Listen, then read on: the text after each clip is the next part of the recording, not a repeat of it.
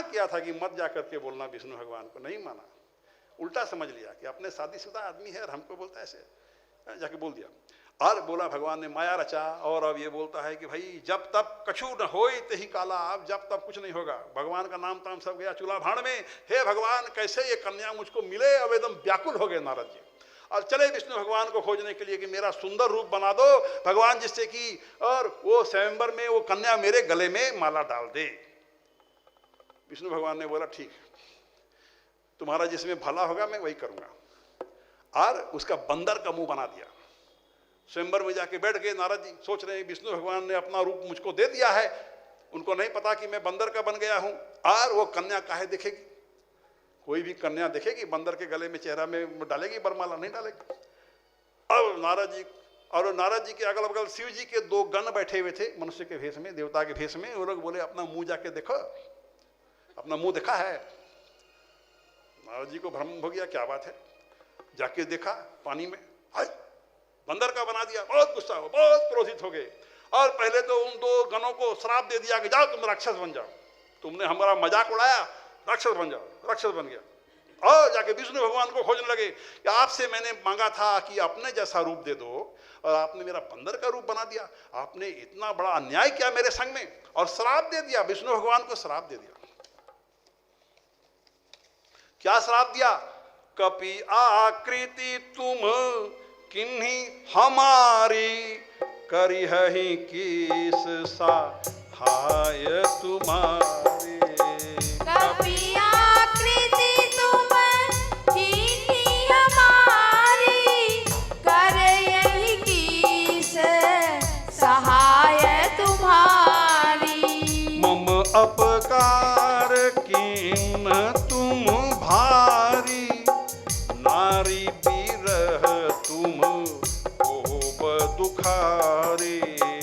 मम अपकार किन तुम भारी, नारी बिरह तुम होब दुखारी। क्या श्राप दिया? दो श्राप दिया कि नारी के, जिस स्त्री को मैं चाहता था उस स्त्री से तुमने मेरा वियोग करा दिया, तुमने मेरा बड़ा ही अहित किया, इससे तुम भी जाओ स्त्री के वियोग में दुखी होगे, पहला श्राप।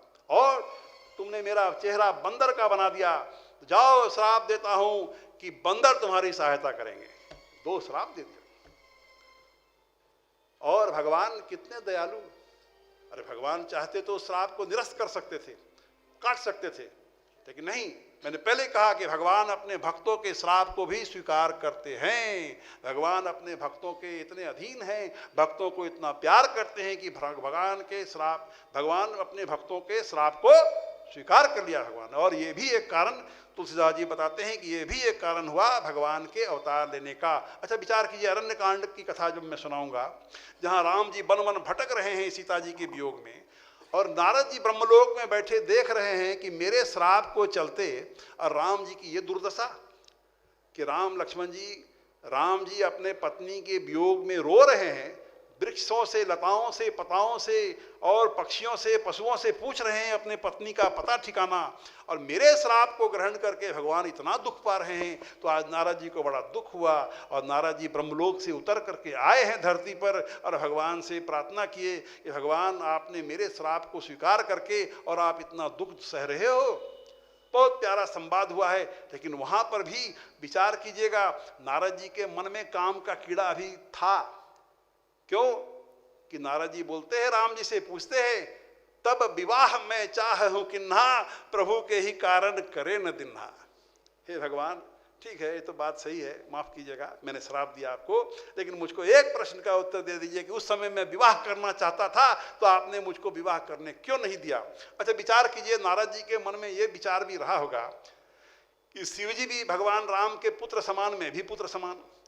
तो एक शिव जी को तो जाकर के नारद जी सोच रहे हैं कि शिव जी को तो राम जी ने बोला कि जाके विवाह करो, वो विवाह नहीं करना चाहते थे तो जबरदस्ती शिव जी का विवाह करा दिया। और मैं विवाह करना चाहता था तो ऐसी माया रच दिया कि मेरा विवाह होने नहीं दिया। तब विवाह मैं चाहूं कि ना, प्रभु के ही कारण करे न दिन्ना। ये अरण्य कांड में विस्तार में सुनाऊंगा।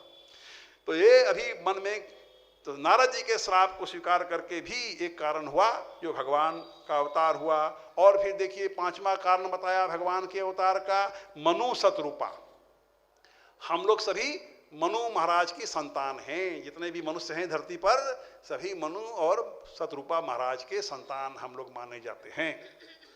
तो मनु महाराज और शतरूपा जब बूढ़े हो गए तो उन लोगों ने घोर तपस्या किया भगवान को, राजगद्दी दे दिया, अपने पुत्रों को सब धन संपदा बांट दिया और खुद चले गए वन में और घोर तपस्या किया। और जब भगवान प्रकट हुए बोले वर मांगो, तो माता शतरूपा और मनु महाराज ने क्या वर मांगा आपको पता है? कि हे भगवान आपके जैसा पुत्र मेरे को हो, आपके जैसा पुत्र हो, यही वरदान माता शतरूपा और मनु महाराज ने मांगा। तो भगवान बोले कि मैं अपने जैसा कहाँ खोजने जाऊं, मैं ही आपका पुत्र बन के आऊंगा। ये भी एक कारण हुआ। आपो सरिस खोजो कह जाई, नृप तब तनय हो मैं आए। आपु सरिस खोजौ कह जाई, नृप तब तनय होव मैं आई। श्री राम जय राम, जय जय राम। श्री राम जय राम, जय जय राम। हे राजन, मैं अपने जैसा दूसरा कहाँ जाकर के खोजूंगा, अतः मैं स्वयं ही तुम्हारा पुत्र बन के आऊंगा। इस तरह से 5 कारण रामचरितमानस में तुलसीदास जी महाराज ने बताया है, जिससे के चलते भगवान का अवतार हुआ। अब आइए रावण आदि की कथा हम और आप प्रारंभ करें। इस प्रकार अनेकों श्रापों के चलते हर कल्प में रावण आदि का जन्म होता है और उनके उद्धार के लिए श्री राम आदि को भी अवतार लेना पड़ता है। तो भाई एक कल्प की बात है, रावण का जन्म हुआ, उसके 2 छोटे भाई कुंभकर्ण और विभीषण हुए। उसके समान सबसे रावण के सबसे बलवान पुत्र का नाम मेघनाथ हुआ। और एक बार रावण आदि तीनों भाइयों ने, रावण, कुंभकर्ण और विभीषण ने घोर तपस्या किया और घोर तपस्या करके ब्रह्मा जी को प्रसन्न किया, शिव जी को प्रसन्न किया और रावण ने ये वरदान मांगा, क्या? हम काहू के मरही न मारे, बानर मनुज जाति दुई बारे। हम काहू के मरही न बानर मनुज जाति दुई बारे। पहले तो रावण ने वरदान मांगा कि मैं, मेरी मृत्यु कभी हो ही नहीं। तो ब्रह्मा जी बोले भाई ये वरदान तो मैं नहीं दे सकता हूँ, क्योंकि मेरी भी मृत्यु होती है, जो जन्म लिया संसार में उसकी मृत्यु होगी ही, इसलिए ये वरदान तो नहीं दे सकता। तो और कुछ मांगो। तो ठीक है, काम कीजिए कि मनुष्य और बंदर तो मेरे भोजन है, मैं डेली उनको भोजन के रूप में खाता हूँ, तो वो मुझको क्या मारेगा? तो भाई मनुष्य और बंदर ही मुझको मारे तो मारे, बाकी और मैं किसी के मारे न मरूं, ऐसा वरदान रावण ने मांगा। देखिए पीछे भावना थी कि बंदर और मनुष्य को तो मैं खा जाता हूँ, अरे वो लोग क्या मेरे को मारेगा, वो निर्बल आदमी क्या मारेगा, कितना अंडर एस्टिमेट किया। और फिर कुंभकर्ण भयानक पहाड़ के जैसा, हिजला पहाड़ से भी ऊंचा, डील डॉल शरीर उसका, बोला तो इतना बाप रे, ये वरदान मांगा। और वो वरदान मांगने वाला था कि 6 महीना में जगूं, एक दिन सोऊं, एक दिन सोना 6 महीना जागना। तो ब्रह्मा जी माथा में हाथ रख लिए, बोले ये तो आदमी सारा दुनिया का भोजन खा जाएगा और दुनिया में अकाल पड़ जाएगा। हाँ, सरस्वती जी को आह्वान किया, भाई जल्दी मेरी सहायता करो। सरस्वती जी आई, कुंभकर्ण के जीभ पर बैठ गई और जो कुंभकर्ण वरदान मांगने वाला था उल्टा मांग लिया कि 6 महीना में सोऊं और 1 दिन में जगूं। हाँ, एवं मस्तु, जल्दी एवं मस्तु बोला, जैसे कि कहीं बात पलटी नहीं हो जाए, जल्दी वरदान दे दिया उसको। और फिर विभीषण ने वरदान मांगा, और विभीषण जो है उसने भक्ति का वरदान मांगा है कि भाई भगवान के चरण कमलों में मेरी निष्काम और अनन्य प्रेम हो, मेरी भक्ति हो। इस प्रकार रावण का साम्राज्य हुआ, लंका में सोने की लंका है। और मय दानव की पुत्री मंदोदरी नामक कन्या से, जो परम सुंदरी थी और स्त्रियों में शिरोमणि थी, उसने रावण से उसका विवाह हुआ। और वरदान पाकर के रावण बहुत शक्तिशाली हो गया। उसके अत्याचार से पृथ्वी, देवलोक सभी परेशान हो गए। इतना अत्याचार करने लगा कि माता पृथ्वी तक घबरा गई। और एक दिन गाय का रूप धारण करके, भागवत में भी कथा आती है, गाय का रूप धारण करके सभी देवताओं के पास गई कि भाई मेरी सहायता करो।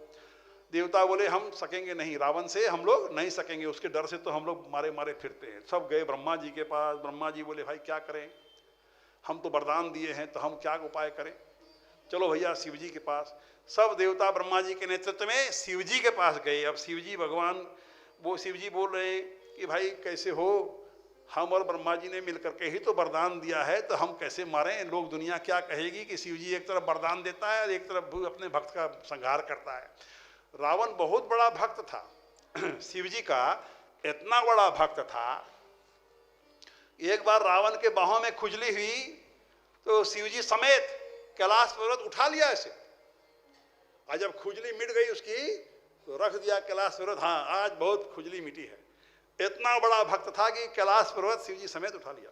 और बहुत सारी कथाएं हैं रावण की। शिव जी का महान भक्त था। शिव जी बोले भैया मैं अपने भक्त को तो नहीं मारूंगा, दुनिया क्या कहेगी। तो चलो भाई विष्णु भगवान के पास चलो। सब देवता विचार कर रहे हैं कि विष्णु भगवान को कहाँ खोजें। तो शिव जी समझाते हैं, माता पार्वती से कथा कहते हुए शिव जी कहते हैं कि उस दल में मैं भी था और मैंने इस प्रकार से देवताओं को समझाया। क्या समझाया? हरि व्यापक सर्वत्र समाना, प्रेम ते प्रगट होई मैं जाना। हरि व्यापक सर्वत्र समाना, प्रेम ते प्रगट होई मैं जाना। श्री राम जय राम, जय जय राम। श्री राम जय राम, जय जय राम। 7:15 बजने को है। यदि आप इजाज़त दे तो 10-12 मिनट में कथा को जरा 7:45 तक ले जाऊं। यदि आप बोलोगे कि नहीं 7:30 बजे समय दिया है, 7:30 बजे ही एंड करना ही होगा आपको, तो 7:30 बजे एंड कर दूंगा। लेकिन जब विचार कीजिए 4 बजे से कथा का समय है, हम लोग 3:30 बजे आकर के बैठ जाते हैं, आप लोग 4:30 क्यों बजा देते हैं? हाँ, आप लोग उधर देरी कीजिएगा तो इधर देरी होगा कि नहीं होगा भाई? कृपया समय पर आया कीजिए। तो शिव जी कहते हैं कि हरि व्यापक सर्वत्र समाना, हरि सब जगह विराजित है। पहचान सको तो पहचान, कण कण में छिपा है भगवान। अरे भगवान कहाँ नहीं है? हमारे रोम रोम में, हवा के कतरे कतरे में भगवान छिपा हुआ है। लेकिन भगवान प्रकट, यदि भगवान को प्रकट करना हो तो प्रेम में ही वो ताकत है जो भगवान को भी आप प्रकट कर सकते हो। नहीं तो किसमें ताकत है भगवान को प्रकट कर ले? राम ही केवल प्रेम पियारा, जान ले जे जान निहारा। राम ही केवल प्रेम पियारा, जान ले जे जान निहारा। जो जानना चाहता है जान ले कि भगवान को सिर्फ और सिर्फ प्रेम प्यारा है, और भगवान को यदि प्रकट करना है तो सिर्फ प्रेम में वो ताकत है जो भगवान को भी आप प्रकट कर सकते हो। नहीं तो भगवान को प्रकट करने की ताकत है किसमें? इस तरह से भगवान को लोगों ने प्रेम से पुकारा है, भगवान प्रकट हुए हैं और सबों ने मिलकर के श्री हरि की स्तुति गाई है। जय जय, गाइएगा जय जय सुरनायक, गाइए जल्दी गाइए। सुरनायक जन सुखदायक, प्रणत पाल भगवंता। गो द्विज हितकारी, जय असुरारी सिंधु सुता प्रियकांता। जय जय सुरनायक जन सुखदायक, प्रणत पाल भगवंता। गोद्विज हितकारी, जय असुरारी सिंधु सुता प्रियकांता। बहुत लंबी स्तुति है, हम लोगों ने संक्षेप में सिर्फ 2 लाइन सुनाया। और इस स्तुति के अंत में भगवान प्रकट हुए हैं, सबको आश्वस्त किया है कि तुम लोग डरो मत, मैं जल्दी ही प्रकट होऊंगा, अवतार लेके मैं आऊंगा और सारे राक्षसों का संहार करूंगा, पृथ्वी के बोझ को हल्का करूंगा, आप लोग घबराना नहीं। इस तरह से सभी देवताओं को, माता पृथ्वी को आश्वस्त करके भगवान अंतर्ध्यान हो गए हैं। और ब्रह्मा जी ने समझाया सभी देवताओं को कि भगवान का अवतार होने वाला है, आप लोग भी अपने अपने अंशों से जा करके और बंदर भालुओं के रूप में और अवतार लो, जिससे कि भगवान की आप सहायता कर सको। तो सभी देवी देवता जो हैं वे लोग भी अपने अपने अंशों से और पृथ्वी पर आए, अवतार लिया। और जामवंत जी कौन है? ब्रह्मा जी के अवतार हैं। और हनुमान जी कौन है? शिव जी अवतार लेकर के आए, हनुमान बन करके आए। इस तरह से सभी देवता लोग अवतार ले लेकर के और धरती पर आए हैं भाई।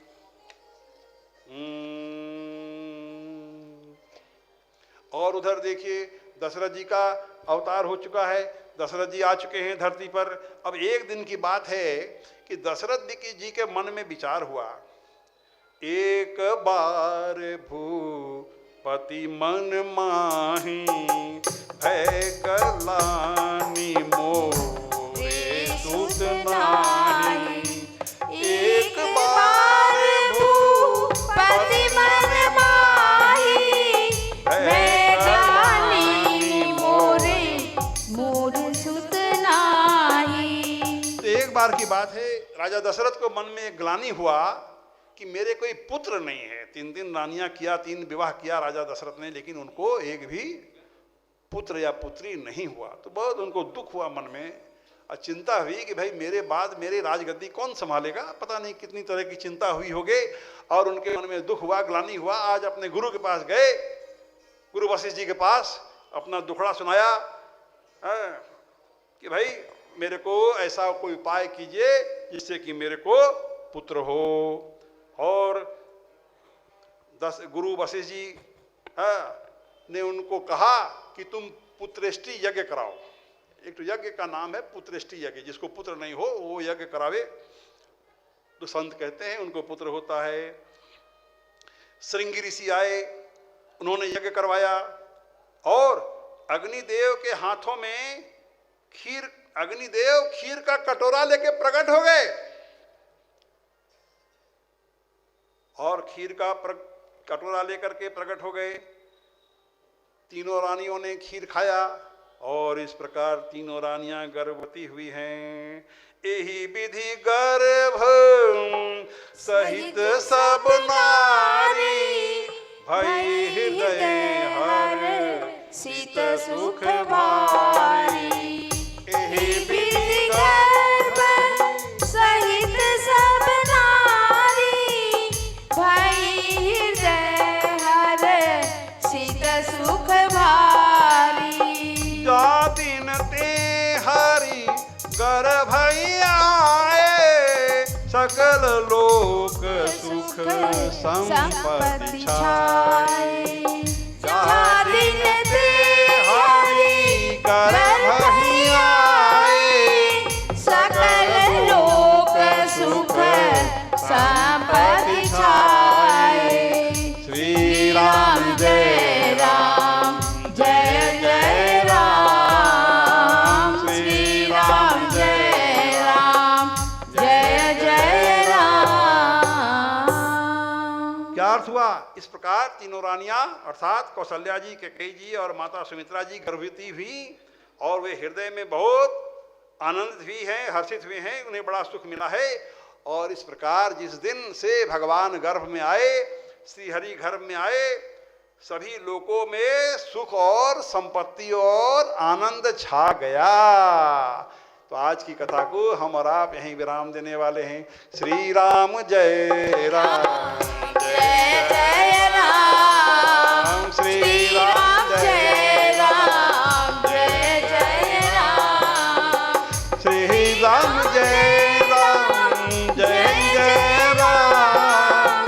श्री राम जय राम, जय जय राम। श्री राम जय राम, जय जय राम। श्री राम जय राम, जय जय राम।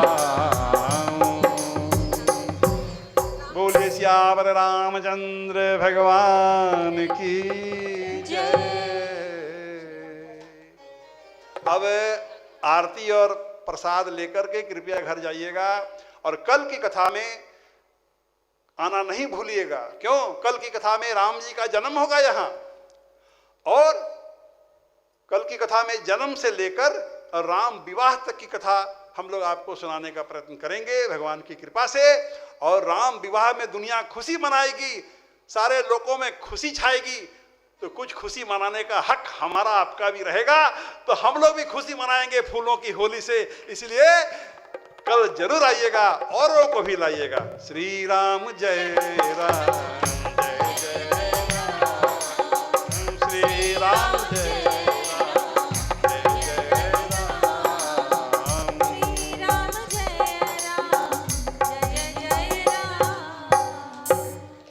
आइए, जिनकी कथा हम और आप श्रवण कर रहे हैं जरा उनका नाम संकीर्तन कर ले।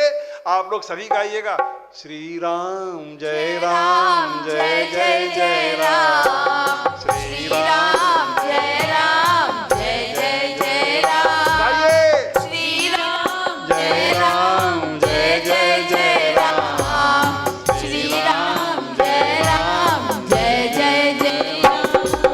दो अक्षर का प्यारा सा नाम, श्री राम जय जय राम। दो अक्षर का प्यारा सा नाम, श्री राम जय जय राम। श्री राम जय जय राम, श्री राम जय जय राम। श्री राम जय जय राम, श्री राम जय जय राम। सूर्यवन में जन्म लिया कौशल्या थी जिनके माँ। सूर्यवंश में जन्म लिया कौशल्या थी जिनकी माँ। दशरथ नंदन कहलाए शत्रु भरत लखन की भ्रात। दशरथ नंदन कहलाए शत्रु भरत लखन के भ्रात। अयोध्या है जिनका पावन धाम, श्री राम जय जय राम। अयोध्या है जिनका पावन धाम, श्री राम जय जय राम। श्री राम जय जय राम। श्री राम जय जय राम। बोलिए सियावर रामचंद्र की जय। आरती की अवस्था कीजिए। आरती श्री रामायण जी की, कीरति कलित ललित सिय पीठी। कीरति कलित ललित सिय पीठी। आरती श्री रामायण जी की, गावत ब्रह्मादिक मुनि नारद। गावत ब्रह्मादिक मुनि नारद। वाल्मीकि विज्ञान विशारद। वाल्मीकि विज्ञान विशारद। सुख सनकादिशेष अनुसारद। सुख सनकादिशेष अनुसारद। बरनि पवन सुत की